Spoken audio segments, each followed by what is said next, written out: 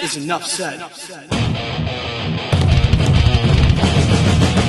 What's up, Heat Nation? Your boy Ernest here, back with another Miami Heat Talk video. Please, guys, support the channel. Don't forget to like, share, and subscribe, and click on that notification bell. Now that we got that out the way, let's go on another Miami Heat Talk adventure. Because this episode today, you guys, I want to continue to talk about certain players on the roster and what are the Miami Heat's plans. Terry Rozier is who we're talking about next. And I've done episodes on Terry Rozier in the past, you guys.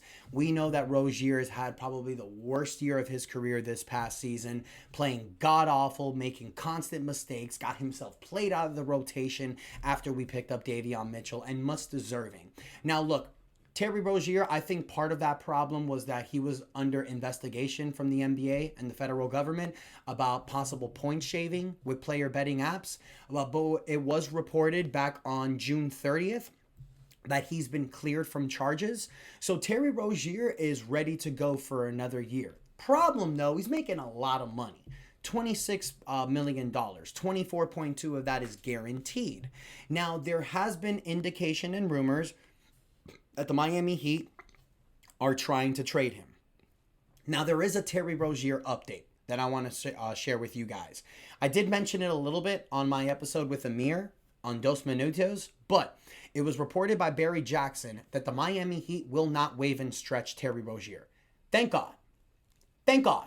Like, if you waive and stretch Terry Rozier, you're putting yourself in the same situation that Milwaukee did with Damian Lillard.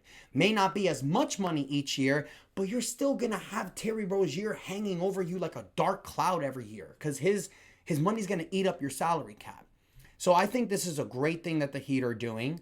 This was reported by Barry Jackson. While the Miami Heat used up their final roster spot on Tuesday to acquire fourth-year guard Simone Fontecchio in the Duncan Robinson trade, they are not planning on waiving and stretching Terry Rozier to free up a roster spot. By waiving and stretching Rozier, his $26.6 million salary next season, the final year of his contract, would be spread over several years. Miami instead will either trade Rozier if it finds a deal it likes or keep him next season. I think this is a great thing for the Miami Heat to do. I'd rather eat shit for one more year than have to eat shit for multiple seasons. It is what it is. We haven't gotten our guy. The only reason why Terry Rozier is still in this roster, I feel, and why he's not been negotiated with a buyout is because the Heat are still trying to make a trade. The Heat are still seeing what's available out there. And Terry Rozier's contract is going to be big because he's making $26.6 million. You can attach that contract with several assets, maybe even an Andrew Wiggins, and this is where you can go after a Giannis Antetokounmpo. Now, I will say this.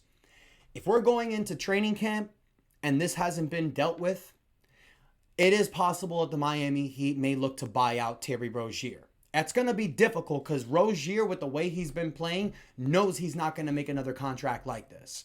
So the Miami Heat can negotiate a buyout, maybe pay him $16 to $20 million, get his numbers off their books. They're stuck with that, whatever, but at least they'd have the roster space to go after someone else. The Heat still has their $14.1 million mid-level exception. They also have a $5.7 million biannual exception. You can use that to get somebody to help you now. There's still players in the open market and free agency. Now, I know that moving Terry Rozier's contract is going to be one of the hardest things that the Miami Heat has ever done. But hey, I got faith in Andy Ellsberg. This was the guy that was able to trade Dion Waiters, James Johnson, and Justice Winslow in the same year. And those were considered bad contracts. One name that's been popping up as a rumor that the Miami Heat may trade for is John Collins from the Utah Jazz. This was reported by Jake Fisher, and I quote, "One name I've heard for the Miami Heat has been John Collins. Utah has been trying to move off of him seemingly for 2 years now. I do think if that does happen, his most likely spot would be Miami, and the Heat are also connected to DeMar DeRozan," end quote. John Collins is fine. 28 years old, 6'9", 225 pounds. He has an expiring contract. He's making $26.5 million. This is a guy that you can instantly plug in as a backup power forward center. But I really don't think that's what he's going to be happy doing. You know, John Collins is a starter. He had a great season last year, averaged 19 points, 8.2 rebounds, 2 assists, shot 52% from the field, 40% from the three-point line, played 40 games. I mean, you can offer a package surrounding Terry Rozier, maybe throw in someone like Haywood Highsmith, and go for John Collins. But I mean, would Utah really accept that?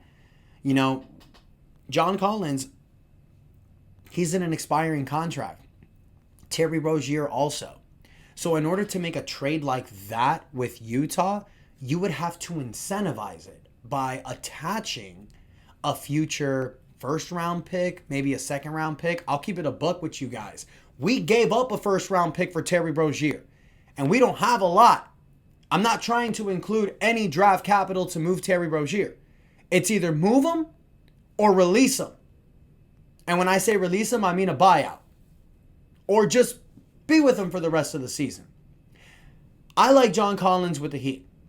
I think that'd be a great fit. Especially the fact that Terry Rozier just ain't playing. You throw John Collins on this roster, hell, talk to him about playing small forward. stretch the floor out. You know, a 6'9" small forward next to Bam and Khalil Ware, that'd be dominant. Now, that is if you keep Andrew Wiggins or not. But John Collins would be a perfect option off the bench. But you already have Nikola Jovic in that role. You drafted, oh my God, the kid. Vlad Golden, there we go. You drafted him also. I mean, yeah, trading for John Collins would be cool. I just don't think Utah does it for Rozier. Maybe if John Collins had 2 more years left in his contract, yeah, it's incentivizing to take Rozier. But this dude's already expiring. I mean, maybe the way that they can think of it is like, hey, we'll trade for Terry Rozier and then we'll buy him out. But I mean, as much as I would love for this trade to happen, I just don't see it as a possibility unless Miami incentivizes it. So in my opinion, you guys, Rozier will not be a member of this Miami Heat team next year because they're either going to trade him or they're probably going to negotiate a buyout. Because let's be real. You drafted Kasparis Yakajonas. You brought back Davion Mitchell. You also have Drew Smith, and you have Tyler Hero, who can also play at the point guard position. You have all of these players. Where the hell is Terry Rozier going to fit? So I know that he's not going to be a member with the Heat. The only reason why he's with us now is because the Heat are trying to move him along with assets. They're just waiting and seeing what happens. So Heat Nation, let me know what you think. Do you think Terry Rozier will be a member of this team next year? Do you think the Heat will buy out his contract? Or do you think they'll just keep him and let him expire after 2026? Let me know your thoughts in the comments. Don't forget to like, share, and subscribe. Appreciate y'all. And until next time, your boy Ernest out. And that is enough said.